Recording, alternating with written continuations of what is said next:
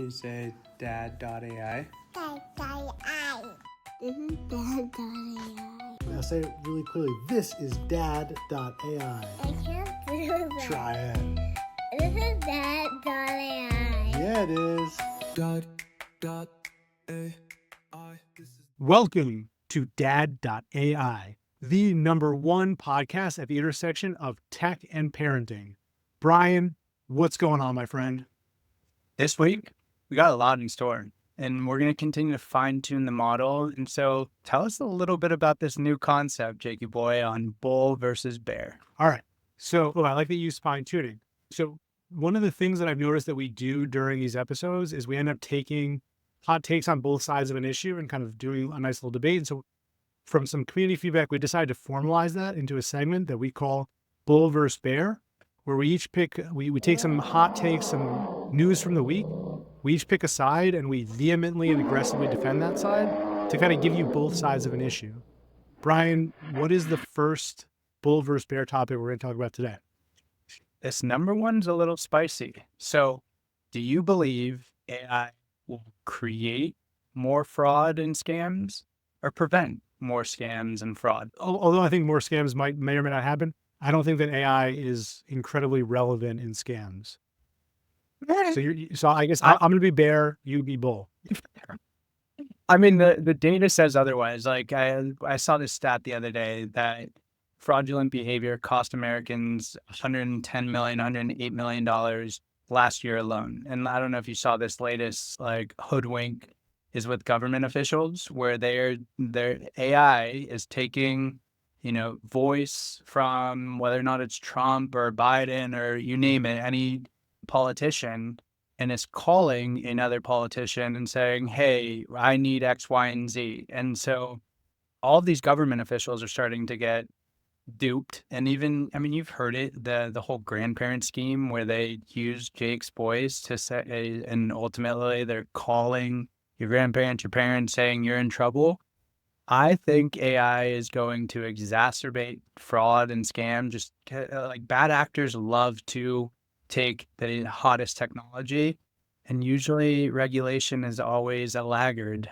Yeah, I don't disagree with anything you said, but being forced to take the bear side of this. So a couple of thoughts. First of all, like I do think like high profile bespoke scamming will be at a better quality than it was in the past. And so like if it's worth, for a government official, like investing the energy to like create an entire generated world to trick them into something, like voice plus images, whatever, like that will be more possible now and probably will increase that, like that small segment of like really high bespoke, high profile, high cost fraud. But the, like in aggregate, when we look at like the entire world, like you don't know me well enough. You don't have enough like voice of me. You don't have enough of my history to like really effectively scam my grandma much better than you would, 5 years ago. Like Trump, yeah, everyone knows his voice, everyone knows his manners, maybe know a lot about his policies or whatever. But like for like doing that at scale, like at least like in the reasonable term, the next 24 months, like I don't see that changing. I think that AI scams will happen, just like phone scamming started when phones started to exist, or mail. I think this is just another channel for scamming, and that people that are not, that are susceptible to it will be, defrauded, just like with phone or mail or any other form of scamming. But that like those, like we all will adapt, will become more like, more suspicious. You're hearing your voice, seeing you on this podcast. Like, do I know it's really you? I mean, I'm in high degree of confidence right now. But like, I think everyone will become a little bit more skeptical, and that like, yes, it'll happen. It'll happen if someone really wants to do it. It'll happen in a more effective way. But in aggregate, I think it's just going to be another annoying Nigerian prince. I think most people these days, if you were to do a side-by-side study, most people can't determine whether or not it's AI or a real operator. Yeah. When you're calling in, whether or not it's a flight booking, a hotel booking, you don't know if it's AI or, and unless you're in this space, I just don't think a lot of people understand how AI is being used when it pertains to voice specifically like voice use cases. But again, I think in the near future, fraud is definitely going to be exacerbated due to AI. That's just my take. Well, On the topic, but on the will people know, like that reminds me of that post you and I were talking about this week of like how the Declaration of Independence was 99.9% plagiarized, and like how AI detection algorithms today are like, there's a Times article about it. We'll put up here. Like they are just like so far behind the ability to create content right now that, like, to your point, like sure. there is a billion-dollar company that will arise from the ability to watermark and detect AI. And there is a consumer product that will come out of that company that my grandma will hopefully have on her, my dead grandma will hopefully have on her phone to actually detect these calls, et cetera. So like, yes, hopefully the market Oh, adapts. I couldn't agree more. And on the topic of phones, that's the second bull versus bear topic that we have. And it's, are dumb phones here to stay? And so for those not familiar with dumb phones, there are several activist groups out there that say, hey, we need to simplify phones. We need to remove all the apps, and all that they can do is call out and receive calls by a set of numbers that you agree to. And so it's really purely for calling people and receiving calls from people. That's it. Which side you taking? Are they here to stay? Yeah. On this one, I'm deciding to surprise you a little bit. I know you're prepared to talk about how excited you are for these black phones. I'm going to take the bull case on this one, and you're going to have to take the bear case. You're going to have to defend the smartphone with all of its social media apps. So, bull case on dumb phones. So first of all, obviously, there's one obvious case, which is like my kids. Like the reason you give your kids a phone usually is because they're going out to the mall or whatever. You need to be able to call them. They don't need TikTok to do that. So like, yes, for kids that are below the age of 16, I don't know, let's give them a dumb phone. It has to have GPS tracking, so I know exactly when they're going to the bathroom. It has to be able to make phone calls, and it has to be able to call 911, and maybe text messaging, because again, like I don't want to speak on the phone, let alone my kids. But like that use case, I feel like is very clear cut, and like there should be a cheap phone you give your kids. But I'll even extend it further and say that like I would love to have a dumb phone, because last week's segment was on brain rust. We talked about, it was brain rust. Brain rot. Yeah, and like I feel the just exhaustion from that. My phone like saps my energy, and like there is just something to the idea that like, especially if I'm like out of the house, like I don't need to be scrolling my phone while I'm driving. I don't need to be scrolling the phone while I'm waiting at the ATM. Like there's so many times where I'm like, let's just liberate ourselves from these effing phones and like have a dumb phone alternative that can force us to like just let our brains relax a little bit. So I'm all for that, especially for the guy that wants to get off the grid. I realize it's not possible But you're a to do bull that. here. I know, I know, but again, I love that notion of being able to just dumb life down and simplify and go back to the basics. But again, based on some of the topics that we've talked about on this pod, is look, if we just dumb things down for our children and future generations, when you're comparing that on the global stage, when other countries, other regions of the world are giving AI and these applications to kids at 6 years, 8 years, 10 years, whatever, teenage years, and our kids are growing up with blocks and Legos, sure, that's good, but are we going to be behind the curve? And I think that, the anxious generation folks, again, we'll talk about them, or this activist group, OK to Delay, are pushing these alternative device pairs where they're trying to educate people of it's okay to use these, quote unquote, dumb phones.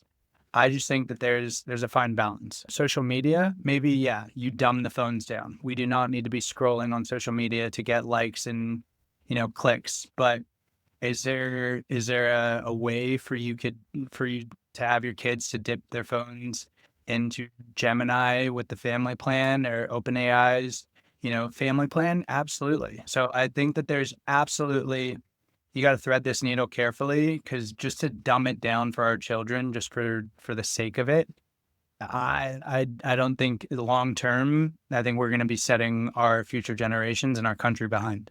Yes. So basically you're saying like right idea, but like there's probably a better way to execute in terms of like not restricting the tech or the software rather than restricting the hardware, basically.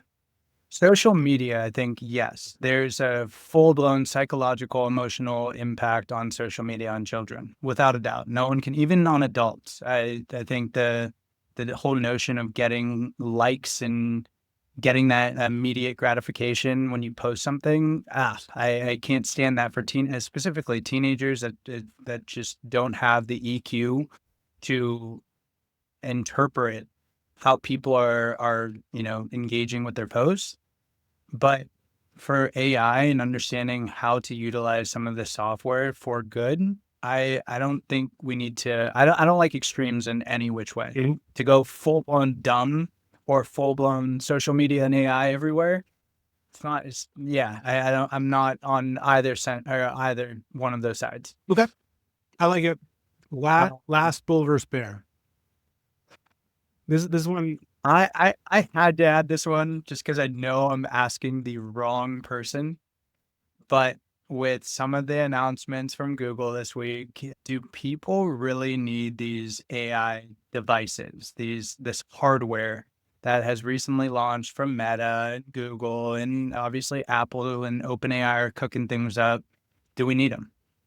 Yeah. Do you mind if I take the bull on this one? I already knew Yeah. what side you were going to Another go round, for ladies and it. gentlemen. Let's talk about the importance of AI devices and means of integrating AI into your life and not having it be this kind of jerry-rigged thing that sits on the side of your screen. All right. So AI devices. I could not be more of a bull on this. I think that what we're seeing now Shocker. is a early and very kind of frictionful way to interact with AI, and that devices are going to change this.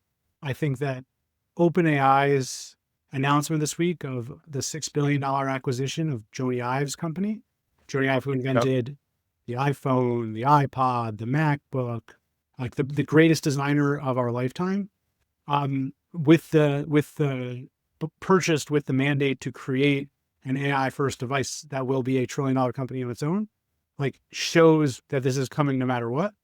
I think that so on Jony Ive, like one of the things that there was like this 9-minute really weird video they launched that I recommend everyone watch. One of the things he said that I thought was interesting was that one of his biggest regrets in life, and this goes back to the last segment, was creating the iPhone because it enslaved an entire generation of scrollers. And Yeah. he believes that there's a way to integrate AI into your life and to make this kind of bionic human possible without it just enslaving you to like looking at your phone all day. And so I think that AI devices are a way to expand your intelligence, amplify your capabilities without being stuck staring at this like terrible free form device. Like, I'm sorry, I have to keep going here. In fact, let me pause. Let me put on my Ray-Ban Metas for this next part of it. This is actually my second set of Ray-Ban Metas. I have those sunglasses, but I was walking around with them so much inside that I bought the prescription ones. There is just something about the integration into your life that I think is going to unlock so much. Being able to see what you see, being able to hear what you hear, being able to talk to it without needing to like hold a phone up or something, like that is what makes this into an extension of yourself and really creates the unlock on human productivity that I think will be the next major device to be things. So So Jony Ive, that thing, the last thing they said was, it's not trying to replace the phone. The phone, or like the screen in your pocket. The screen in your pocket will still exist and will be used for some things, but this is going to be a third device, whether it's a wearable or like what OpenAI is thinking, which is like another thing in your pocket. I am a bull, as you can tell. Thank you for your time. I think welcome to Jake's TED Talk.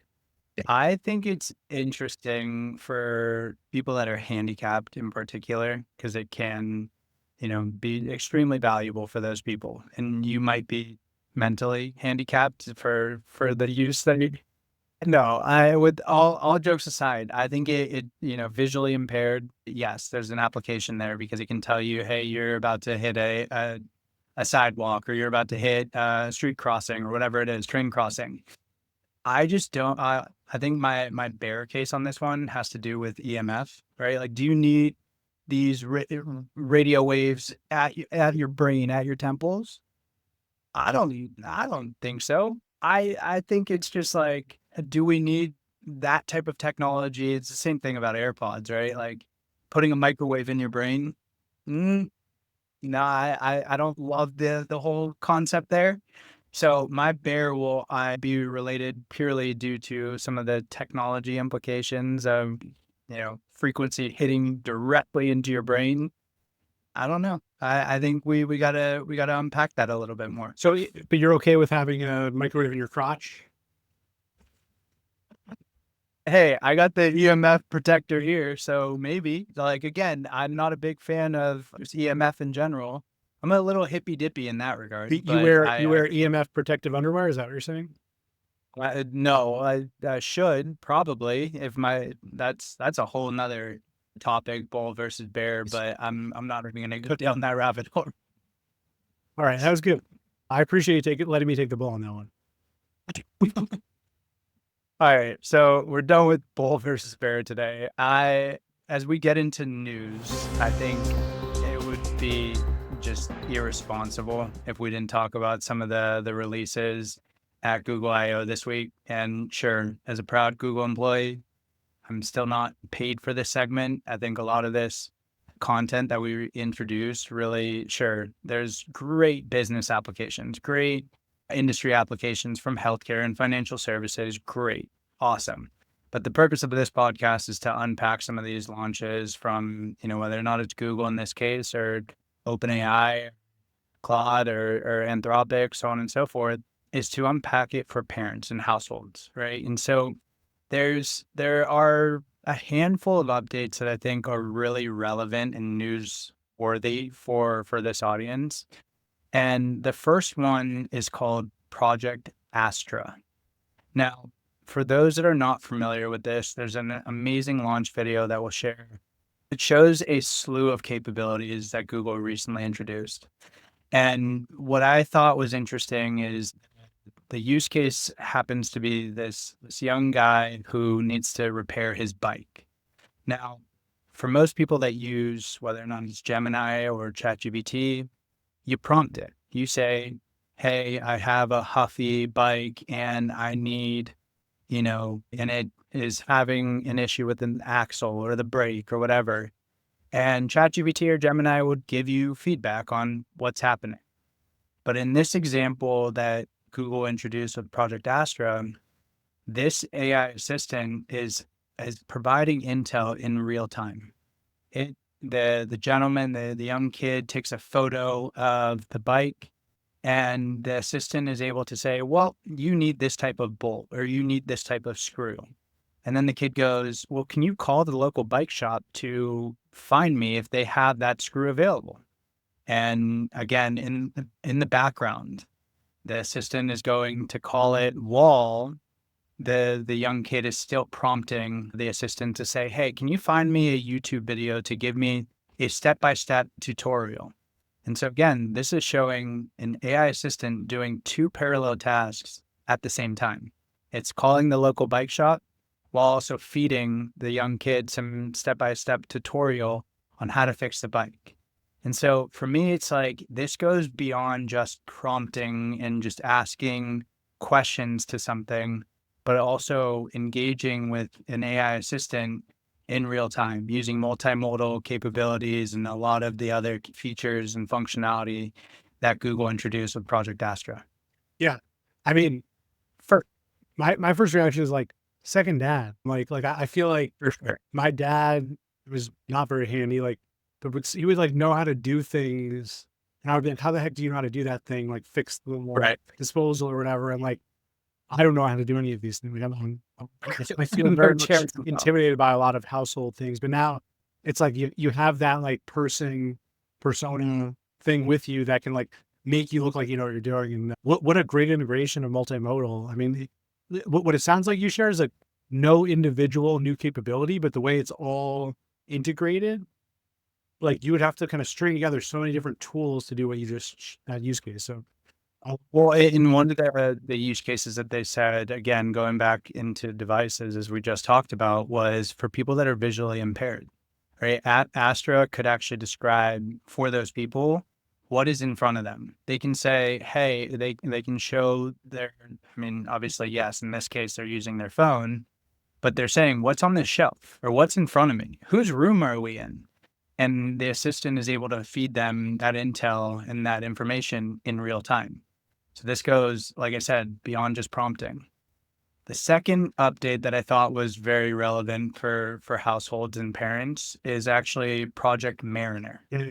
And I think Project Mariner it takes a lot of the features and functionality from Astra, but it's giving you a real assistant and giving them real tasks that I can say, find me. I have a wedding coming up in June, and the attire is colorful formal, and my wife needs a dress to address that. It's in Santa Barbara, and it is gonna be obviously in Santa Barbara in June. It already knows the weather, but give me a list potential attire and purchase a dress that is between $400 and $800 and go find that for me. And it will take exactly what you just said for it to do and go make the transaction, fulfill the order, get you a receipt, get you or an invoice or whatever it is. And so you have this assistant that you can offload some of your parenting tasks, whether or not it's buy me tickets to a ball game, buy or schedule Let me give you my let me give you a real world example. So I don't know if you know this, but my daughter has her 4th birthday party this weekend. Are you aware? Oh, shut I up. thought, I don't know. I mean, I invited you and your family. This is when people invite me, I need to route that to Sydney. But yes, I am an asshole and I will RSVP. So you know that you didn't RS because, like, I mean, I have to put in the breakfast taco orders, and but anyway, so I have Eden's birthday party this weekend, and there's a bunch of like vendor stuff we're doing for like a bounce house, and I had to like individually find the bounce houses that had pink pony bounce houses and call them and get quotes, whatever. Like, I would love Project Mariner to just go out, touch all the bounce houses, touch all the table rental places, the DJ, which of course we have a DJ, and actually like just kind of book all the right things for me based on the parameters. Like this is leverage for parenting. Like, That's the use case right there. Yeah, spot on. And now that I know that there's a pink pony bounce house, I'm in. Like you should have led with that on the invitation, then bury that. But I digress there. it literally did leave it. So thanks for reading the invitation. So look, those are the two main takeaways. Google released a slew of things, right? And for anyone to unpack, and I think one of your favorites is probably Veo, just knowing you and some of the content that you've been churning out and what you posted on LinkedIn.